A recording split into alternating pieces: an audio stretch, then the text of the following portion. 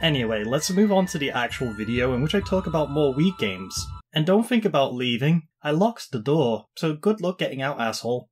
Nah, you're not an asshole. Anyway, before we properly start, I'm gonna be frank here. I will likely fuck up a bunch of names because pronunciation is hard sometimes. I may be a Wii, but that doesn't mean I can get away with pronunciation sometimes. 99 Spirits is a turn-based role-playing game with puzzle-centric combat. It was created by Torariki and initially released in Japan only, until a year later the publisher known as Fruit Bat Factory gave a Western release a chance after a successful Indiegogo campaign. And alongside some DLC expansions released later on, the game was received somewhat positively. That is what you would see if you did some general quick searches. But around the end of 2017, a big update was given to the game and labelled as 2.0, which addressed various problems the game had alongside adding mechanics and a new minigame. This is honestly like half the reason I'm making this video and talking about this game is because I can find fuck all about it in reviews since they are all done around the time the game first hit Steam back like 2013, 2014. So today I'll be talking about 99 Spirits and its 2.0 update partway along the video. I'm going to avoid story generally as linear video games and all that, and alongside what I like and dislike, I think I'll share a little on what I think could be improved if the dev is still up for updating the game. If they ever see this, which isn't likely sadly. Wait, fuck, I forgot one other thing. It's small, but hey, if you want to be a full weeb, then the game also comes with another version that was the original untranslated Japanese version. Kanji and all that is all there, so if you study the Japanese language or you want to test how much of a weeb you are, you've got that for you. Anyway, on with the program. Another boot to the head. What? Ow! And one more for the win. Ow! Starting off, let's get some core mechanics settled in. First off with movement. Movement is set on a 2D plane where we can just click at a location and our character moves towards it. While this is happening, random events can happen, such as running into villages and statues, or we can come across spirits on the map, which is honestly as good as a segue into combat as I can think of, so fuck! Or is it? Because joke's on you. First we're gonna learn something. Ha! Don't worry, I'll try and be quick. Now, our enemies are generally named Tsukunami, I'm sorry about the pronunciation, which is a collective name used in Japan for a type of yokai, which is a spirit of monster.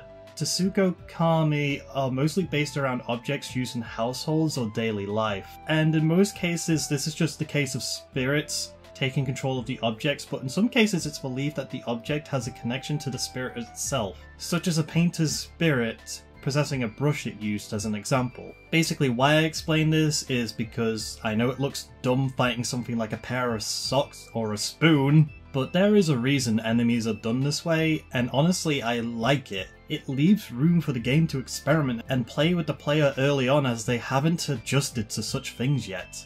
Anyway, lesson over. Let's get into combat, and for now I'll refer to enemies as spirits, Tsuko and Ami, because it'll just make things easier for both of us. Combat is turn-based, with each turn being a set of attacks or preparing for an attack. When enemies attack, you can block them if you react fast enough and also counter. As a result of this, not all attacks are easy to counter while you're attacking, which is why you have to defend sometimes. But before we can even hurt our foes, we need to learn exactly what they are. And this can be done by the first two abilities we have access to, which are in the gems of our sword. The first ability allows us to extract information from the enemy. This gives us information based on what they are, along with parts of their actual name. And then we can use our second ability to identify them, and if we are correct, they will reveal their true form, and then we can actually fight them and defeat them. It's an interesting combat system, and the varying hints do have you guessing sometimes. In addition to the basic way of fighting, we also have 3 other abilities we can unlock as we progress through the story. Our third ability allows us to capture spirits. We can hold up to 5 as the story progresses, and depending on the type of spirit you've caught, and the order they are in their sword, can result in varying buffs. Attack spirits will reduce weapon degradation, food spirits reduce hunger gain, and so on. This is before we can get into the other 2 gems which allow us to actively use them in battle. So even then, capturing spirits allows some strategy to be put in place. The 4th and 5th gems are generally the same. They give you abilities based on the spirits. which is based on yin and yang. Yin abilities tend to be more supportive by giving you buffs or added effects like following your attacks with another attack, while on the other side, yang abilities are focused on the enemy. Attack spirits tend to do damage, divine spirits tend to put up a shield to protect you, and so on. The roster of 100 spirits does give way to strategies, even if some can be cheesed like the katana spirits. Trust me, you'll understand after playing for a bit. Now, while combat has plenty going for it, the game would honestly be way too simple if it was just combat, so there are some other factors we have to take into account, which can be seen as ways to slow the player down, but at the same time I can see it as encouraging the player to remember to hop back to town every so often outside of the story. We have a few other things to keep an eye on. Hanabusa herself, the main character, requires feeding, and sadly we don't have the freedom to teleport food in from everywhere we are, so we need to keep food with us and sometimes buy it from town. The same can be said with our sword, as we constantly use it and it will wear down over time, and if it isn't kept sharp we'll actually lose the ability to fight. We'll just do no damage, which sucks. These can be taken care of in town and with items we can find out in the wild or at the local shops. A lot of items can be bought and do have a lot of uses, but honestly, I didn't use a lot of status-related items as I never really got afflicted with status effects. And while I may not have said as much, that's kind of it for mechanics. Okay, I may have not gone into extreme depth with them, but I don't feel we need to be here forever. I feel it's best to explain what I can and give examples if possible, but staying at the point where I'm leaving a room for people interested in the game afterwards to learn and experiment on their own terms. And you know, I'm not even sure I can say much about the game's story, because I tend to leave some things alone for you, the viewer, to experience, mostly because it is linear. The two main things I can think of at the top of my head that I will openly say is that Hanabusa really likes pickles, and you're basically playing the daughter of a god and a smith who was so good at his job that he made a sword that can actually defeat spirits, and was so good that the bad guy spent years gaining his trust before stabbing him in the back and taking him to his dungeon to make things happen so he could turn them into spirits. Oh, and weasels that run into a shop and end up owning it so you can buy stuff from them. Honestly, I prefer people experiencing the story for themselves if it's a linear game. The story has some neat points, but I'll leave that to the viewer to experience if they want to buy the game. It's only £7 before any discount, so it's not going to hurt many wallets.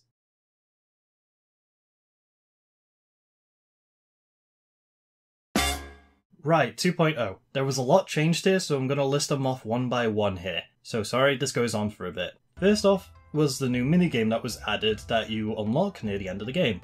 This is fine in my opinion. New content is always welcome, and it's a nice addition. Not that difficult, not that easy, just a nice minigame. The addition of casual mode.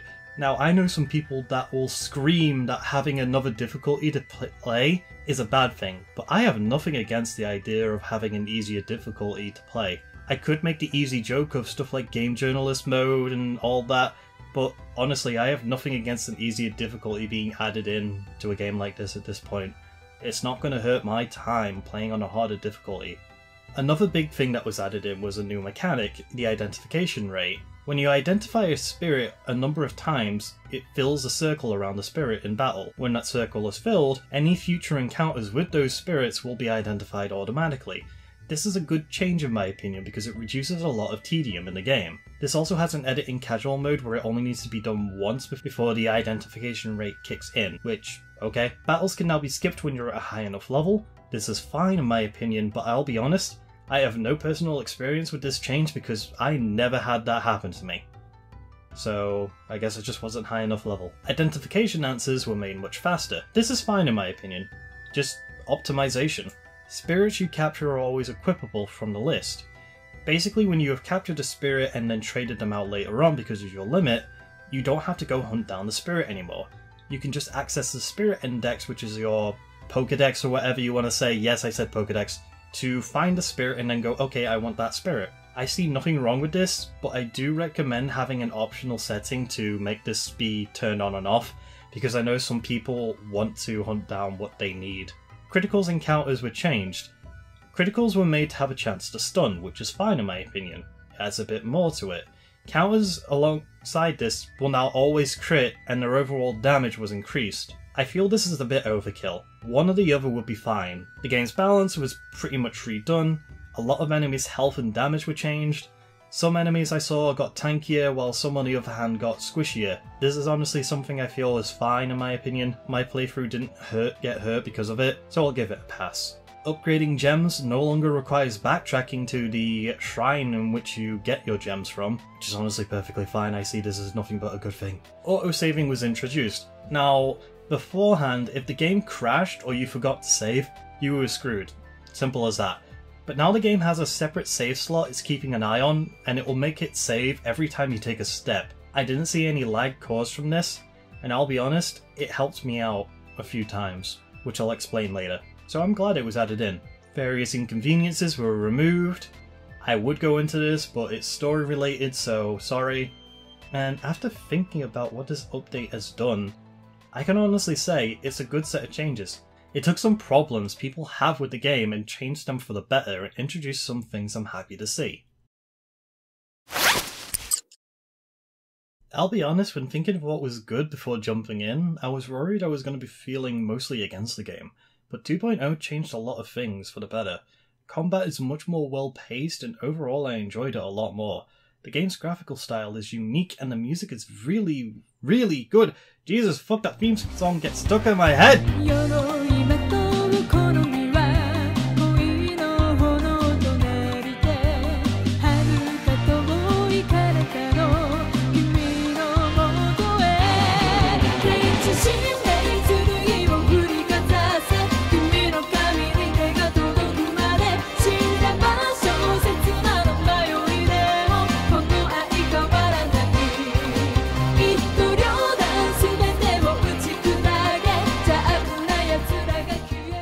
I know I ain't saying much about how the game is good, because honestly, I feel that while the game has good points, I can't really say much about them without going into so much detail that I bore anyone watching this. And I know that's kind of the point of making these videos, but I don't want to make people into skeletons.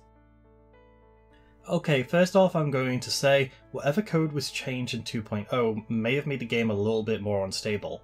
I ended up crashing multiple times during my playthrough of this, and I think I might have an idea why. I think the game is having issues resizing images when in combat, and that causes situations where the game softlocks itself. Every time I crashed, I got an error, which I will admit I was dumb and didn't take a screenshot of, and sadly a lot of it was in broken English, likely due to not being translated. It was stating something about an 800 by 600 resolution, which wasn't the resolution I was playing at. So if the dev ever sees this, I hope that may kind of help. As for other things I had issues with, I will say while a lot of the tedium was handled with, I still feel some of what's left can be ironed out, but I won't hold a grudge against that honestly. A lot of it was taken care of. And while I do enjoy the game's music, I really think there needed to be more sound effects, because hearing Hanabusa constantly scream the same things over and over in combat slowly got into my freaking skull.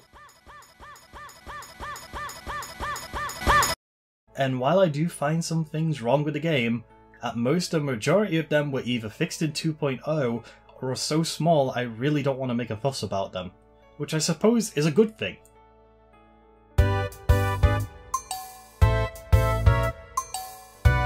Now what I suggest here, I don't expect to actually happen, but I decided giving some suggestions can't honestly hurt. Now one change I feel could make the game better is the removal of the freaking random village encounter. I understand it's random, but for what they have to trade with you, it honestly annoyed me more than it helped me.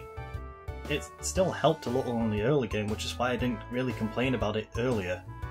I think it would be better if these encounters weren't visible on the map, so you could just choose if you wanted to see what they had to trade or not. Another idea, and this honestly I never expect to happen, is the idea of a weapon spirit modifying your attacks and attack style. Spears could allow increased damage against high defense enemies because of piercing. Bows could allow you to get attacks on enemies from afar before the battle begins, for example. I think it could be done as a way to further encourage strategies and builds for players to play with. The last thing I want to suggest, honestly, is to increase the variety of hints spirits give, because while some had plenty, on the other end a few of them had barely any, so it reached to a point where you would end up learning the name of the spirit through the hint extraction alone.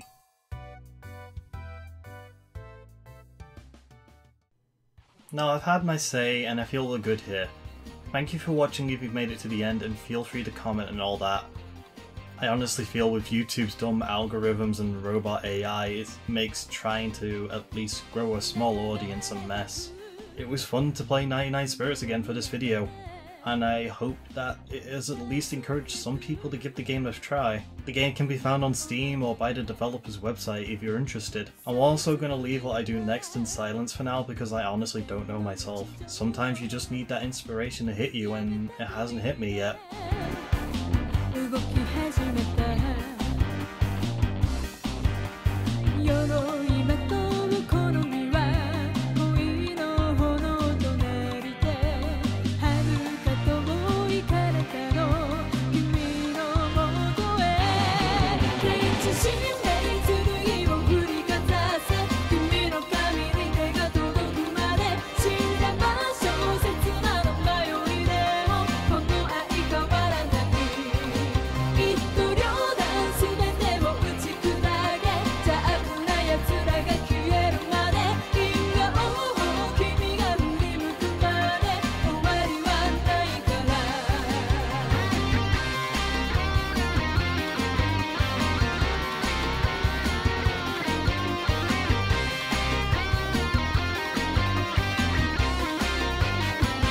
不気味なが